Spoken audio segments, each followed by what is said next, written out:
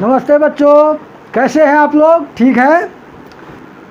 तो बच्चों आज मैं फिर से ट्रिग्नोमेट्री चैप्टर लेके आया हूं और ट्रिग्नोमेट्री के एक्सरसाइज 8.1 मैंने पिछले वीडियो में कर रखा है। आप लोग उसको जो नहीं देखे हैं देख सकते हैं और उम्मीद करता हूं कि बहुत ही हेल्पफुल रहा होगा वो आप लोगों के लिए। ठीक है बच्चों, तो उसी कड़ी में आज मैं आप लोगों को ट्रिग्नोमेट्री का एक्सरसाइज 8.2 के बारे में बताने जा रहा हूँ।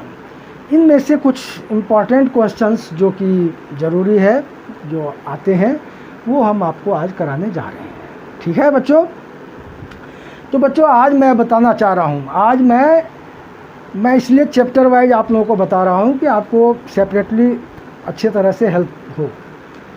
तो ट्रिग्नोमेट्री एक्सरसाइज 8.2 इसमें है trigonometric ratio of some angles. बच्चों 8.1 में हमने पढ़ा था कि ट्रिग्नोमेट्रिक रेशियो के बारे में, वो साइड के रेशियो के बारे में था कि sine A cos A tan A cot A, इसके बारे में था कि रेशियो का क्या, उसका साइड के रेशियो का क्या होता है। ठीक है, आज मैं एंगल्स के बारे में पढ़ने जा रहे हैं। ठीक है, कि इसमें एंगल्स के बीच में क्या रेशियो होता है।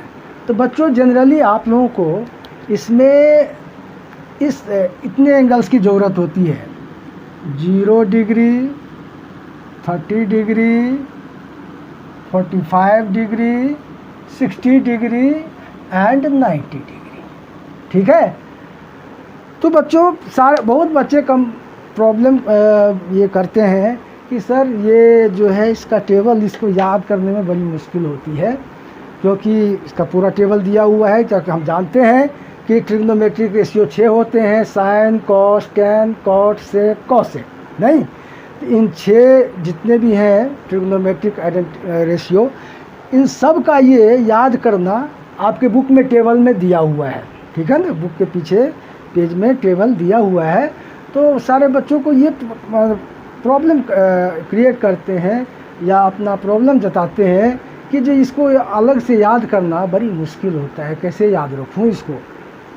तो आज मैं सबसे पहले आप लोगों को उस ट्रिग्नोमेट्रिक टेबल को आप कैसे याद रखोगे उसका एक ट्रिक बताने जा रहा हूं और आशा करता हूं कि ये ट्रिक ठीक से अगर समझोगे तो बड़ा आसान लगेगा आपको और बहुत ही हेल्पफुल होगा। ओके, तो देखिए हमको निकालना क्या है, 0 डिग्री, 30 डिग्री, 45 डिग्री, 60 डिग्री और 90 डिग्री।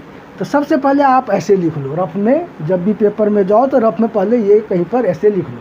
ठीक, उसके बाद आपको यहाँ लिखना है साइन और यहाँ लिखना है कॉस। ठीक है, अब क्या करना है, देखिए ट्रिक को ध्यान से सुनना। साइन के लाइन में आपको यहाँ से शुरू करना है 0 1 2 3 4 और कॉस के लाइन में ठीक इसी चीज़ को उल्टा लिखना है 0 1 2 3 4। देखा आपने, साइन में हमने क्या किया, 0 1 2 3 4 और कॉस में उल्टा ले लिया 0 1 2 3 4 लिख लिया। अब आपको क्या करना है कि सबको 4 से डिवाइड कर देना है, सबको 4 से डिवाइड कर देना है ऐसे फटाफट। ये हो गया आपका, 4 से हमने सबको डिवाइड कर दिया। ठीक है, सबको 4 से 0 1 2 3 4 लिख लेना है, इधर नीचे में 0 1 2 3 4 लिख लेना है, सबको 4 से डिवाइड कर देना है और सब में रूट लगा देना है ऐसे। ये आपका टेबल कंप्लीट हो गया। ये क्या हुआ, टेबल हमारा कंप्लीट हो गया। ठीक है, अब आपका साइन का और कॉस का, अब साइन 0 डिग्री चाहिए तो आपने ये वैल्यू ले लेना है। अब 0/4 तो 0 ही होगा ना, तो इसका हो गया 0। 1/4 हो गया ये 1/2, ये 2/4 हो गया 2 1 जा 2 2 2 जा 4 1/√2, ये हो गया √3/2 और ये 4 4 को काटेंगे 1 हो जाएगा, ये 1। तो इसी तरह से इसमें हो जाएगा, ये हो जाएगा 0, ये हो जाएगा 1/2, ये हो जाएगा 1/√2 और ये हो जाएगा √3/2 और ये हो जाएगा 1। ठीक है, तो इस तरह से हमें साइन का सारा वैल्यू हमें ये मिल गया। ये आपने लिख लिया। अब क्या करना है कि आपको दो का तो निकल गया, साइन और कॉस का निकल गया। अब आप सवाल करे हो आता है कि साइन कॉस तो हो गया, अगर हमको टैन की ज़रूरत हो, अगर हमको कॉट की ज़रूरत हो, अगर सेक की ज़रूरत हो, कोसेक की ज़रूरत हो, तो देखिए उसका बहुत सीधा फंडा है। कोसेक का लेना है तो कोसेक का आपको 1/sin कर लेना, मतलब रेसिप्रोकल ले लेना है, और सेक का निकालना हो तो 1/cos कर दीजिए। कहने का मतलब अगर कोसेक का आपको लेना है तो साइन का जितना, जैसे साइन 30 डिग्री है 1/2, ठीक है ना। अगर कोसेक 30 डिग्री चाहिए तो इसी को उल्टा कर दो, 2 को ऊपर 1 को नीचे, तो कोसेक 30 डिग्री 2 हो जाएगा। जैसे अगर कोसेक 45 डिग्री चाहिए तो √2 को ऊपर कर दो, 1 को नीचे कर दो, तो ये हो गया √2। तो इस तरह से हम कोसेक का और सेक का भी निकाल सकते हैं। अब रही बात कि टैन और कॉट, तो टैन इक्वल टू होता है बच्चों, आपको क्या करना है, टैन इक्वल टू होता है साइन बाय कॉस, और कॉट इक्वल टू होता है कॉस बाय साइन। तो इस तरह से क्या हुआ कि केवल ये दो निकालने से हमको सारे वैल्यूज हम निकाल सकते हैं, फटाफट उसको कैलकुलेट कर सकते हैं, ठीक है। साइन टैन निकालना हो तो साइन बाय कॉस, जैसे टैन 30 डिग्री निकालना हो तो ये साइन 30 का जो वैल्यू है और कॉस 30 का जो वैल्यू है, इन दोनों को ऊपर नीचे कर लो, कट जाएगा तो ये आ जाएगा 1/√3। अब थोड़ा सा तो करना ही पड़ेगा, अब एकदम से तो नहीं होता है, लेकिन हाँ रटने का झंझट आपको ख़त्म। ये नहीं कि सबको अलग अलग आपको रटना पड़ेगा कि साइन 30 कितना होता है, साइन 45 कितना होता है, कॉस 45 कितना आता है, कॉस 60, अलग अलग सेपरेटली आपको इसमें याद करने की ज़रूरत नहीं पड़ेगी, ठीक है। तो इसको ठीक से समझने का कोशिश करना, तो बहुत आसान लगेगा। एक दो बार थोड़ा सा लिख के प्रैक्टिस करोगे तो सबको ये समझ में आ जाएगा, बहुत ही हेल्पफुल होगा। चलिए, ये तो हम आप लोगों को टेबल के बारे में बताया, ठीक है। टेबल हम कैसे तैयार करेंगे, ये काम आपको रफ में कर लेना है। रफ में कर लोगे, जहाँ पर भी जिसकी ज़रूरत पड़ेगी, तो जिस भी वैल्यू का ज़रूरत पड़े तो इसी से, इसके सहारे आप उसका निकाल लेना। चलिए, ये तो हो गया टेबल की बात। अब मैं इस एक्सरसाइज में जो क्वेश्चन बेसिकली आते हैं उसमें से मैंने कुछ क्वेश्चन सेलेक्ट किया है, 4-5 क्वेश्चन आप लोगों को बता रहा हूँ, जो इस एक्सरसाइज के बेस के क्वेश्चन जो आते हैं वो पेपर में आते भी हैं, और ये आप लोगों के लिए हेल्पफुल भी होगा, ठीक है। तो चलिए अब हम चलते हैं सवाल पर। सवाल ये है, देखिए वैसे तो बहुत सारे सम्स हैं, लेकिन मैंने सेलेक्ट करके चुन के आप लोगों के लिए लिया है कि जो बेसिकली पेपर में आते हैं और आप लोगों को थोड़ा सा उसमें प्रॉब्लम भी होता है, तो ये इसलिए हम उम्मीद करता हूँ कि ये आप लोगों को बहुत हेल्पफुल होगा, ठीक है। अब देखिए, ये सवाल मैंने लिया है, 4-5 सवाल लिया है एक टाइप का। तो ये सवाल लिया है जो अक्सर आते हैं। पहला ये है, tan a + b equal to है √3, ये आपके एनसीईआरटी का क्वेश्चन है। और ये है tan a - b equal to 1/√3। अब इसमें हमको a और b का वैल्यू फाइंड करना है, बहुत आसान है। अब देखिए, अब ये है कि हमारा इसको क्या करना है, हमें लिखना है कि tan a + b। अब आपको देखना है कि ये √3, ये जो √3 है, ये tan के कितने डिग्री में होता है। तो obviously tan 60 degree equal to होता है √3। क्या होता है, ये देखिए, tan 60 डिग्री इक्वल टू होता है √3। तो हमने इस √3 के बदले में यहाँ पर लिख देना है tan 60 डिग्री, ठीक है। अब क्या करना है, tan को कैंसिल करिए, तो ये हो जाएगा a + b equal to 60 degree. ये आपका फर्स्ट इक्वेशन। इन सिमिलरली ये हो जाएगा tan a - b equal to, अब 1/√3 tan में कितने में होता है, तो जब आप टेबल को देखोगे, सर्च करोगे, तो उसमें आपको मिलेगा कि ये tan 30 डिग्री होता है। अब tan कैंसिल हटा दो, तो ये हो जाएगा a - b equal to 30 degree. ये आपका हो गया सेकंड इक्वेशन, ठीक है। अब हम क्या करना है, इसको, ये सेकंड इक्वेशन हमें मिल गया। अब दोनों को आप एलिमिनेशन तो वाली बात जानते होंगे, तो ये ऊपर नीचे लिख लेंगे, a + b equal to 60 a minus B equal to 30 by adding, elimination समझाने की ज़रूरत तो नहीं है, ये आप लोग को मालूम होगा। तो ये बी कैंसिल हो गया, 2a इक्वल टू हो गया 90, a इक्वल टू हो गया 90/2 मतलब 45 डिग्री। ठीक है, और इसी को किसी में पुट कर देंगे तो ये हो जाएगा 45 प्लस बी इक्वल टू 60, तो b इक्वल टू हो गया हमारा 60 माइनस 45 बराबर 15। तो इस तरह से क्वेश्चन कोई भी रहेगा, डिफरेंट यहाँ पर साइन रहता है, sine a plus B something, sine a minus B something, मतलब इस टाइप के कोई भी क्वेश्चन होंगे तो इसी पैटर्न से हमको इसको करना होता है। ठीक है, उम्मीद करता हूँ अच्छे से समझ में आ गया, बड़ा आसान है। अब हमने दूसरे टाइप का सवाल लिया है, वो है ये दूसरा टाइप है।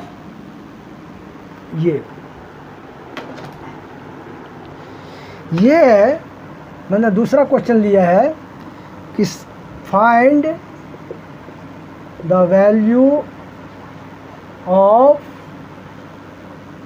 साइन 75 डिग्री बाय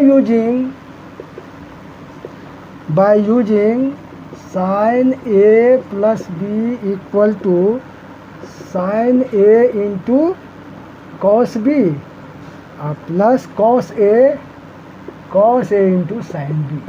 देखिए अब ये सवाल है, ये नए टाइप होते हैं, ये आप लोगों के एनसीईआरटी में नहीं है, लेकिन ये क्वेश्चन अक्सर आते हैं। ठीक है, तो इसको कैसे करेंगे? अब हमें निकालना है साइन 75 का वैल्यू। ठीक है, अब हम आपको एक रिलेशन, ये फार्मूला दे रखा है, इसी फार्मूले के सहायता से इसको हमको निकालना है। तो अब हम क्या करेंगे, हम ढूंढते हैं कि 75 को दो पार्ट में स्प्लिट करते हैं और वो दो एंगल पता करते हैं जिसको सम करने से या माइनस करने से 75 हो, और उन अलग अलग जो पार्ट हम करेंगे उसका हमारे टेबल में वैल्यू होता हो। मतलब हमारे टेबल में 0, 30, 45, 60, 90 जो वैल्यू है उसी में ढूंढेंगे कि किस दोनों को या तो प्लस करने से या माइनस करने से हमको ये 75 आ सकता है।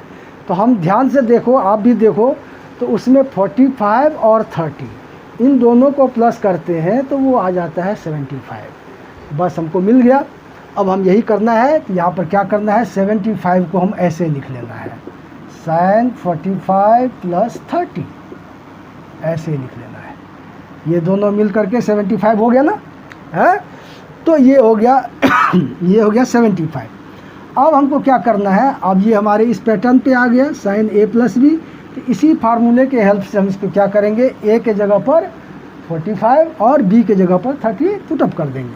तो यहाँ पर लिखेंगे sin 45 degree into cos 30 degree plus cos 45 degree into sine 30 degree. ये मैंने वैल्यू पुट कर दिया।